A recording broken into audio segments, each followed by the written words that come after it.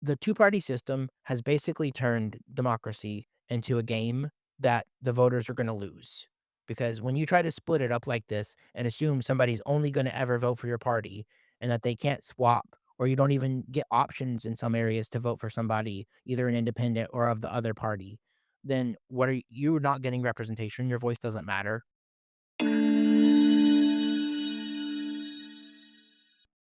Hey Trent, it's good to see you again, man. Happy "Hey, to be here. Brandon."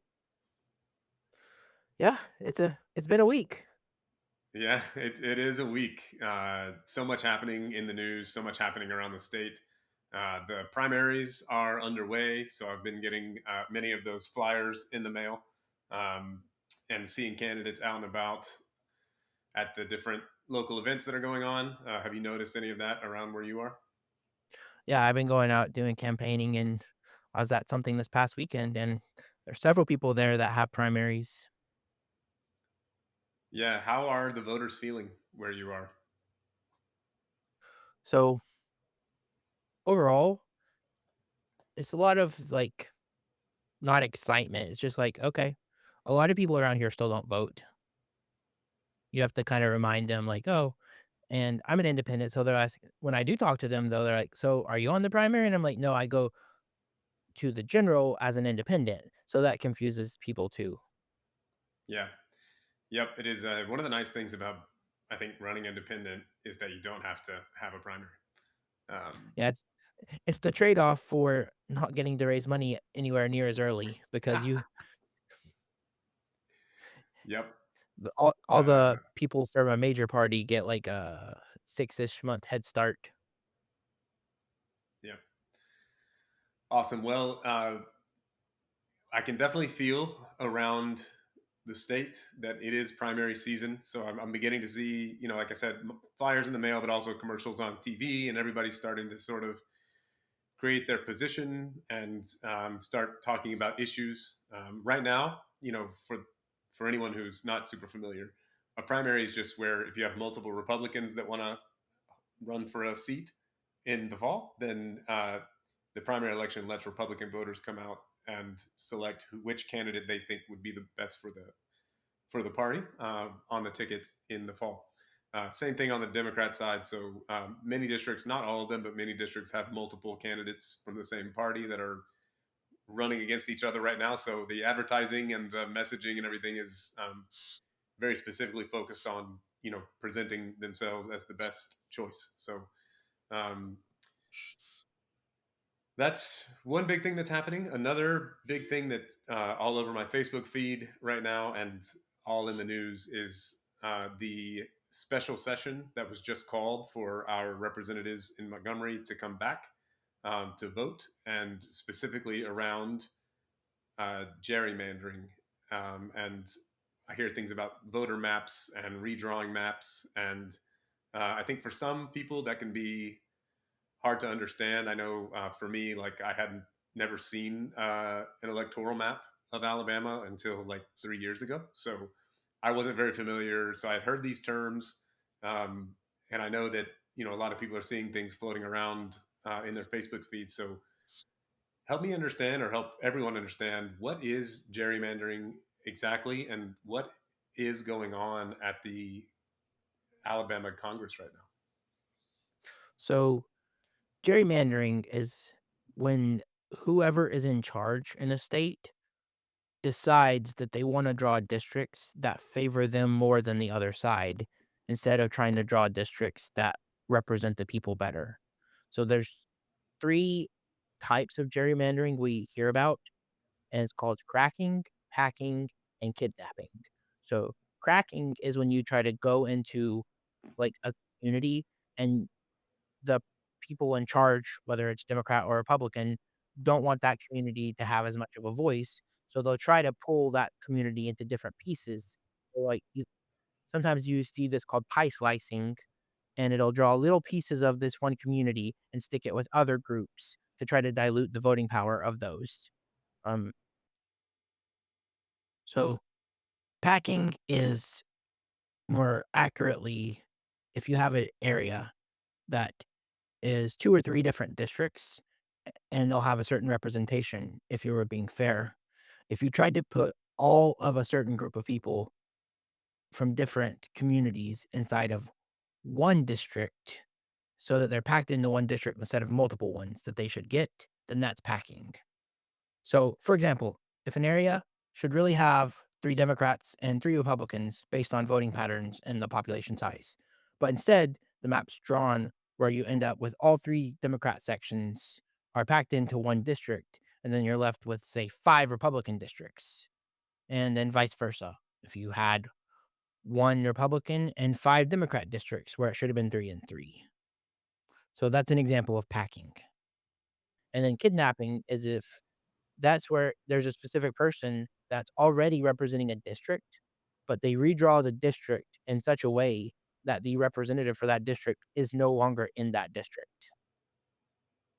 Gotcha. So this is redrawing maps. Maybe a lot of people don't fully understand what that means. Like, what does that have anything to do with like voting, and how can they possibly just dilute someone's voice by redrawing a map?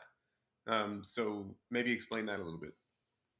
Yeah, so there's a graphic that is going around, and I'll try to add this on the screen if I can in post-production, but imagine you have 50 dots, and 40% of them are orange, and 60% of them are blue. Now, if you were drawing fair representation, let's say there's 5 districts on these 50 dots, so 10 in every district. You could draw them and have 2 of one color and then 3 of another color. So 60-40, that's 2/3, or that's 2/5 and then 3/5. And that would be a fair representation of those districts. Let's say if you drew all of those dots and they were in a grid, and instead, let's imagine all the one colors in one row or one column, all of the in another, and then 3 columns like that of the other color. If you did rows, then every single row would go to the dominant color, and the minority color would not have any representation at all. If the minority representation, or if the minority color got in power somehow, then what they could do is they could draw, and there's a way you can draw it where it would be 3 of the minor color districts and then 2 of the major color districts. So that's just one of the big examples that goes around. Washington Post has done one on that recently. I think New York Times has done one on the past like that in the past. This is usually a pretty easy example to explain. I'll try to grab the image and put it up on the screen. Yeah, I think that would be helpful. It's a good explanation. I think it makes a little sense. You know, you had mentioned like dividing up, using the map to divide and include different parts of different communities, and making sure that uh, you know it's a way of diluting the vote. And I saw something like that when I looked at the congressional map where I live. I'm in House District One. And if you look at the map, so I live in the Shoals area, and we pretty much consider ourselves one community, even though it's really, you know, four different towns that are, or cities. I don't know how you qualify it, but that are sort of right here along the Tennessee River. And but when we advertise ourselves to the world, or people talk about coming to visit here, they always say they're going to the Shoals, and we are the Shoals. All of us, you know, go to the same schools and eat at the same restaurants and shop at the same places. But I was surprised when I looked at our map that, you know, the way it's drawn, there's actually four different districts that come to different points. It's sort of like two come in from the bottom and two come in from the top. And the way that we vote is like, it's literally like if you live on this side of the road, then you're in one district. And if you live on this other side of one of the main streets in our town, you're in this district. If you're on this side of the river and on this side of the road, then you vote with all of the rural communities that go out that direction. And that happens in each of the four areas, which was disappointing for me because I didn't realize until I looked closely, because I thought, you know, us being one community having similar interests, that we would all vote together. But, you know, the representative in Montgomery was representing us as a community. I didn't realize it's like representing me, but not my neighbor across the street. Um, and I think that was the first time I ever came face to face with what it means to gerrymander or to draw a map in such a way that you are diluting the voice of one community and you know making sure that you're choosing to limit the number of people who are in that particular district. And so that's a good explanation, I think. What is going on in Montgomery right now? Why am I hearing about this on Facebook, and why is it important, and why should people care? Well, so Alabama has a history of making maps that got pushed out by the Alabama and then the federal Supreme Court. Like, they were like, "Look, this map isn't right. You'll have to change it." So we were forced to redraw our maps to be more fair. And what's happening now is Louisiana had a case where whether you can disagree with the Supreme Court's decision, but the upshot is that Louisiana is redrawing their maps after they had already started primaries, even though in the past, the Supreme Court has said, if you're within, like, 5 months of a primary, you can't change your maps. Even if it was ruled unconstitutional, you just have to push through, and you have to wait till the next cycle, because that's what they did for Alabama before.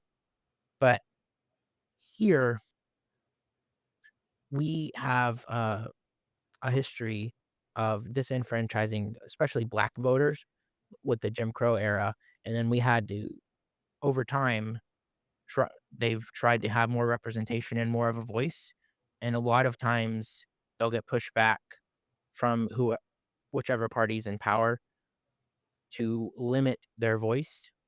Right now, so in Alabama, we actually had to get our maps approved by the Supreme Court after it was ruled like we were drawing unfair maps.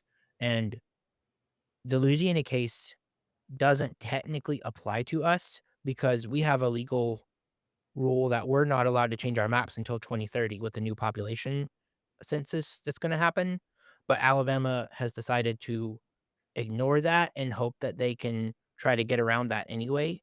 But so they've put together a special session to go back to the maps that were previously ruled unconstitutional, hoping that the Louisiana case will let them go back to those, since the Supreme Court seems to be deciding based on more partisan lines now. And why were our maps ruled unconstitutional in the first place? Like, what happened? So to understand that, you have to understand like racial demographics, and they tried to use the argument that we shouldn't be able to look at race to give people representation by saying looking at race to make things fair is actually racist.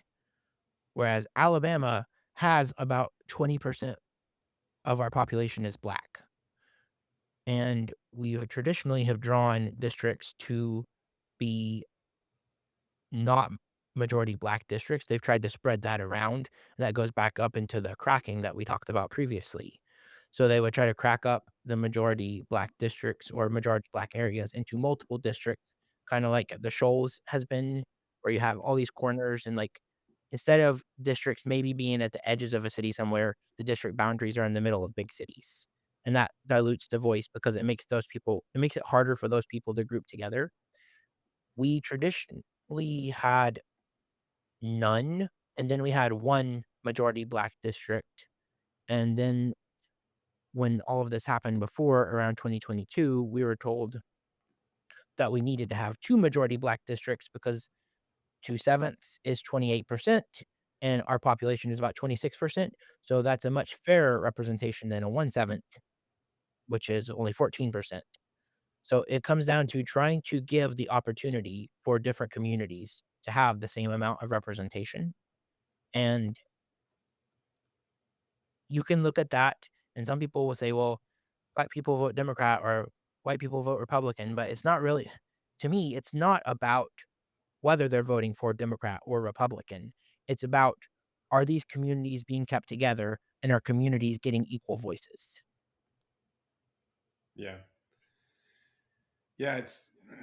it seems like that, you know, it would be very hard to draw these maps in the first place to make sure that, you know, the communities who live together vote together and are represented. um, it raises a question for me, is like, how do they know? So if I'm gonna sit down and I'm gonna redraw this congressional map for my party to hold more seats and get more seats, where, you know, the majority of voters there are of my party, then how would I even know where to start? Well, they try to look at voter data and they try to overlay that with demographics, and then they try to draw based off of what they want their end outcome to be. And that's why sometimes you get these really weird edges on districts. So, one of the things when you draw districts is people talk about compactness. So, the idea is like how far off of a square or a circle is a district. Whereas when you get really long, zigzaggy, weird shapes that just zig back and forth, so they compare like the surface area or the area of the district to the perimeter. And the further it is away from being like circular, that's generally an indication that it's been a more gerrymandered district. Now, there are cases where it might make sense to draw lines like that, but most communities kind of grow out in like blobby shapes that are mostly together. So, So they're looking at how people have voted in the past or which party they yeah. voted for, and trying to draw this map in such a way that those people are outnumbering the people from the other party that are in that same district boundary. Is that what you're saying? Yeah, basically. So if we just looked at a few counties as an example, I won't give specific names. Let's imagine we have 4 counties and we knew that we need like 3 districts in that because these are pretty big counties. One way is you could kind of like circle the biggest cities and then draw out and then make the districts like that. Another way is you can try to focus as many rural districts or as many rural areas together and then try to just grab pieces of the city. So it comes a lot of times it comes down to balancing rural and urban votes, and rural and urban voters tend to vote differently because there's sometimes different priorities for them. Not always, but often. So when you do that, you are basically taking pieces of one community and putting it with another that may have different priorities. So it's hard to get representation that can work for both of them. The rural urban divide has been a big thing in Alabama for a while. Isn't that Sorry if I like question exactly. isn't that like they're sort of assuming that people will always vote for their party no matter what? And like it sounds like there's sort of a baked in assumption there that they're just sort of counting on people not choosing the best candidate, but instead just choosing the same party they did last time. Yeah, so this goes back to the two-party system has basically turned democracy into a game that the voters are gonna lose. Because when you try to split it up like this and assume somebody's only gonna ever vote for your party and that they can't swap, or you don't even get options in some areas to vote for somebody, either an independent or of the other party, then what are you're not getting representation, your voice doesn't matter. So, yeah, I think people should be able to swap their vote, and when you draw it like this, a lot of times they are assuming somebody's never gonna swap over. Now, we have straight party voting, so people have been incentivized to not swap in Alabama, because if you straight party vote, you can't say, "I like this person for this spot and they're a Republican. I like this person for this spot, they're a Democrat, and I like this person that's an independent over here," because maybe there's not even those options in your area. But when you straight party vote, it keeps people from thinking about the rest of the ballot. They'll usually vote on, like, 1 or 2 top level spots, and then, like, don't even know who's running for the others different positions. Gotcha. It sounds like, you know, if it would be pretty frustrating for, like, I heard, you know, I've heard a lot about California just did this. They just redrew their entire state map and put it, I think they actually put it to a ballot for the people to vote on. And it would be very frustrating if I was a conservative living in California and the map was drawn in such a way that all the representatives were Democrats. Uh, Yeah, I agree. and it's similar in Alabama. It's I've heard people say that this is a Republican state, and for me as an independent, I live here, so like this is my state, this is my home. And for me, it's not at all. Yes, we have traditionally over the past few years voted Republican in major national elections. But when I was growing up, we've all we voted Democrat because of the unions. So over time, people shifted parties, the parties changed, they shifted priorities. I can imagine that will happen again in the future, potentially. I can imagine also there are a lot of people hearing that thinking I would never ever vote for a Democrat, um, and some people thinking I would never vote for a Republican. So I think that is, you know, easy to say now and to look at it and say like, let's draw these maps so that if I'm a politician, it's easy to look at that now and say, let's just draw these maps so that my party never ever loses again. Um, and again, it's sort of basing the assumption that people won't vote for the best candidate; they'll just vote for the party. And to me, that almost seems like they're running away from having to address the issues and actually talk to the communities where they're from and put forth a campaign that you know really matches the community and what they need and what they're asking for and what they want. Because if you just draw on the map in such a way that you can't lose, then uh, it really brings down the bar for like how involved someone needs to be in their community and actually listening to their community.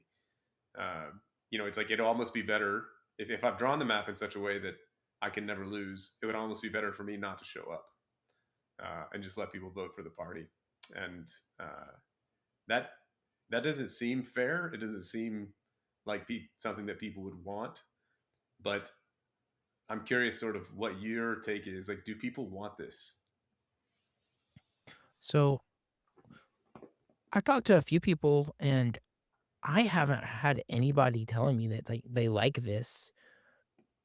A lot of people don't really understand what's going on, but and then some people have come and told me like, "This is not right. Why are we doing this? And this is gonna screw up this election cycle." So, I've had people tell me both those things, but I haven't seen anybody except maybe some online people that may or may not be bots saying like, "This is a great thing," aside from a few, uh, Republican representatives that are really gung ho about doing this.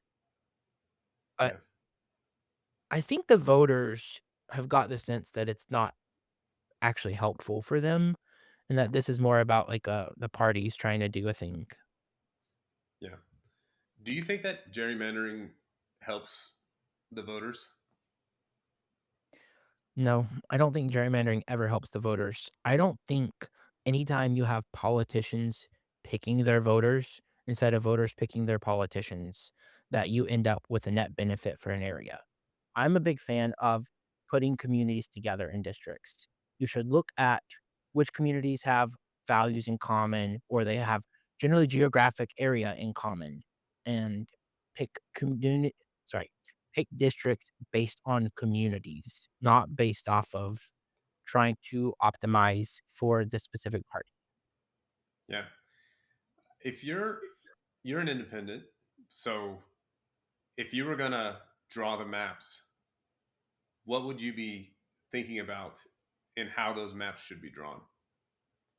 Yeah, one of the big ways I would look at is you go and you look at where cities are. You look at the city centers, then you kind of see how do like the suburbs go out from that, and you put like big cities and you try to keep cities together. Or if a city's so big then that it needs multiple districts, then you try to draw those in realistic ways. There's always gonna be somewhere where it's like one person across the road is on another district, but you pick reasons that these communities fit together. You don't just draw them arbitrarily. When you go out to rural areas, you go based off population, so rural areas will be bigger geographically. Like, my state house district is pretty big, it's like 800 plus square miles, whereas a few other people I've talked to, their state house district that they're running for is all within one city. So mine goes in through across 3 counties, other people's are all in with 1 city. So it's based off population. So you have to look at communities, draw the lines where it feels natural for these communities as best you can, and I think that you should ignore looking at if it's Republican or Democrat. I know that they may claim they do, but they know which things correlate. And a lot of times in Alabama, they use race as a shorthand, so they'll try to correlate it based off of that and try to anybody that's in a minority, historically, they have said for the past 15 years that they're probably not a Republican, so they try to draw around them and try to make it be more white in certain areas. Yeah, and do you think that the maps we have today, so you're in your district where you're running, as an independent, you're not specifically trying to appeal to one party or the other. In fact, you might be running, quite the opposite of that, which is, it's not about trying to win a particular party. It's about trying to appeal to the people who live in your community to show them that you are the person that they should elect to represent them, and that you're Yeah. not beholden to those things.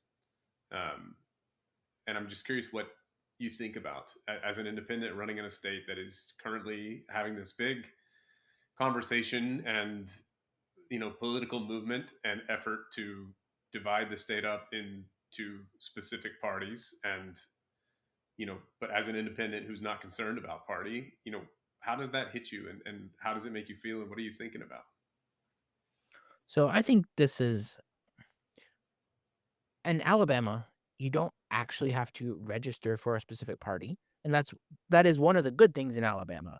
In other states, sometimes you have to claim you're registered as one party or the other. So the upshot of that, though, is, like, we don't actually have exact numbers of how many people are independents in the area. I've just done some back of the napkin math and talked to some people in different areas, and sometimes in these districts, the people that say that they're independent and could go either way, even if they traditionally have voted one way, but that they are open to considering independents or other parties, ranges from about 7 to 35%. So that's a pretty big swing that when you're trying to draw these districts, if you don't think about that and you don't realize if somebody comes in here that is appealing to more people with issues that this area actually cares about, if they get even a little bit of money, they can do better than the either of the major parties that try to spend more money if they're not in tune with what their constituents need. Yeah, yeah, and that's a good point, because I think it really is about being in tune with your constituents and your community, your communities that are a part of your district. And so I want to hit you with a couple of rapid fire questions, if that's all right. Okay. We'll Um, try. Let's go. I would like to know, is it Republican or Democrats that struggle to afford their utility bills? Which one? Both. Is it Republicans or Democrats that want to own a home? Both. Is it Republicans or Democrats that want to have good schools? Both. How about retire? I hope both. Yeah. Uh, and, is it Republicans or Democrats that want to have clean drinking water? Both. And all of these independents too. Yeah. And so for me, when I read and hear about this, drawing up these districts and calling ourselves a state that is belongs to a particular party, or trying to literally like make sure that we're like only including certain numbers of people, and it's not just in Alabama, it's every state. It makes me feel like our politicians have lost touch with what's really going on, because Republican, Democrat, Independent, Green Party, or what are they? Yeah, whatever people, libertarians, Yeah. uh, we're all wanting the same things. I think a good life, and I think that is so important for people to remember that as we watch politicians try to divide up and claim hold on the land, to claim the land for themselves. Um, I think we always have a choice, and we always have the power to send the message that we can vote however we feel and whoever we feel is the right person to represent us. And so I'm curious, who it is that you think you represent. I think that I represent the more rural area. So, like, I can't say I represent a specific party because I'm an independent. I'm running with Yellowhammer Party because that's for people that just wanna fix problems and not worry about all the bullcrap that goes on. So, I represent a rural area. That's what it is. So, in my area, it is generally more conservative or more Republican, but there's people that are Democrat, there's people that are independent. I've met several libertarians. I've met a few people that say that they're, Green Party. So, those people often just have to pick based off of the choices provided for them, and a lot of times, there's not even competition for these spots. Why should they vote for you? So, I would hope that I represent what they wanna see, and if I don't, then I want them to tell me what matters to them. To me, it's right now, one of the biggest things I hear about is power bills and utilities, and so one of the ways we can fix that is expanding nuclear and solar power production in Alabama, making it easier for people in other areas too to have solar panels, all of these kind of things to help bring costs down and to allow a little more independence for people that want it too, because I think that generally conservatives say, "Oh, well, I don't want you to take things away from me." So, I don't know why they're okay with the government saying you're n especially if you have Alabama Power, that you have to pay extra money just to have solar panels to not have to pay as much for power. So, I think things like that just seem wild to me that the parties have got disconnected from the values of what people actually have. Yeah, yeah, I couldn't agree with that more. If you were in office right now and you were called back to Montgomery for this special session and this legislation hit the floor, would you vote to redraw these maps or not, and why? No. I, of course, would show up because if I'm elected, I will be at the sessions. That's my responsibility. But then I would say that my constituents and for all of Alabama, that we shouldn't be diluting people's choices, and so that I'd have to vote against these maps because they're going back to ones that were previously ruled unconstitutional, and now we're trying to force them back through because of some other states' problems. So I saw a critique online that said something like this, that Alabama passed these maps in 2020 or 2022. They went to the Supreme Court. The Supreme Court said you can't use these maps because they're racist. And this most recent decision, where the Supreme Court voted the other way, having our governor call everyone back to Montgomery for a special session to try and reinstate these maps is kind of akin to saying, hey guys, we know these maps are racist, but it's okay to be racist now. And I'm curious what you would say to that. I think that's a fair critique to make.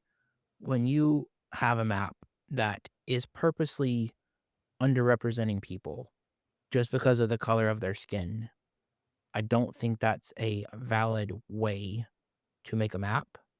And I don't think when it's literally been called out at the federal level and the state level that it's something's not okay, that you want to try to go back to it, that's good. Yeah, and I can imagine there's a lot of people who are upset about it, and not just in Alabama, but I imagine there are people who are upset in California. I imagine there are people who are upset in Texas, or all these different states where the politicians, the people in power, are trying to redraw these maps in order to change the representation so that their party has more winners. I can imagine that is upsetting for a lot of folks, and I'm wondering if it upsets you as an independent. Yeah, I understand why some of them tried to do this, but that doesn't mean it's right. So, this whole thing got kicked off when the federal administration, President Trump said for Texas and told Texas to redraw. And so Texas tried to give him more Republican seats because that's what he wanted. Well, and then California went in response to that. And I don't think gerrymandering is good. I understand why California did it in response to Texas. I will say that at least putting things to a vote for your people is better than unilateral action. So that's kind of what my caveat and waypoint on this is that I don't like gerrymandering. I understand why some people are doing it in response. And if you're going to do it, that you should put it up to the people to vote on. That still isn't a perfect solution because it still can overpower like whoever the minority party in that state is. But I understand, but I still disagree that gerrymandering should be the solution. I would love for the whole United States to have a federal rule against gerrymandering. So, like, if everybody disarms, then nobody gets unfair advantages. So it sounds like you're saying that your position is that gerrymandering just shouldn't be done anywhere, period. Right, I agree, yes. We shouldn't have gerrymandering. What should we have instead? Fair representation. You have so you'll have to figure out what model works best for a specific area, but there's different ones that talk about compactness, so that's drawing closer to squares or circles, and then there's some that try to go based off geographic boundaries, like city edges and things like that. Those are the kind of things that we should be looking more at. Yeah, communities should vote together. Yep. Yeah, that would be really nice where I live. I think there are quite a few people who don't understand that we all vote. You know, because we just election day rolls around, we go to the ballot box, we submit it, and we think, "Hey, we're voting for who's going to represent us." And I don't think there are too many people here who realize that because the way these maps are drawn, we actually don't vote together, and our area is not represented by the same people, and um, that's unfortunate. You know, it's really unfortunate for all of us because we all have similar challenges. You know, like we all struggle with similar things, high utility bills and whatnot. But our area specifically has its own needs. You know, like we have a need to bring in jobs, and when our representation is split up so many different ways, then it introduces the risk that we won't be given the things that we need from the state um, or the federal level, and I think that hurts us rather than helps us. Yeah, I agree. All right. Well, this has been really interesting, Trent, and I'm really grateful for you doing this and making it just a little bit more understandable. You know, the term gerrymandering and the way that we see all this come across the news and stuff can feel confusing, and it can feel challenging to even want to try and understand. So I think you've given me a lot of helpful perspective here and a lot of clarity, and I hope you do the same for everyone else. And I will say, as a person who knows you, I am so grateful that you're running as an independent and that your voice can be heard and you can just do the thing that's right for your community and you're not tied to voting along party lines or having to appeal or appease a party and what they say, that you can actually just do the things that need to be done to make the lives better for the people in your community. So I know it's not an easy journey running as an independent, and I'm grateful for you doing it, and grateful for the time that we get to have and share here. So thanks, and I can't wait to see you again. Yeah. Thanks for the chat today, Brandon. It's been great. Absolutely. Right. Bye, guys.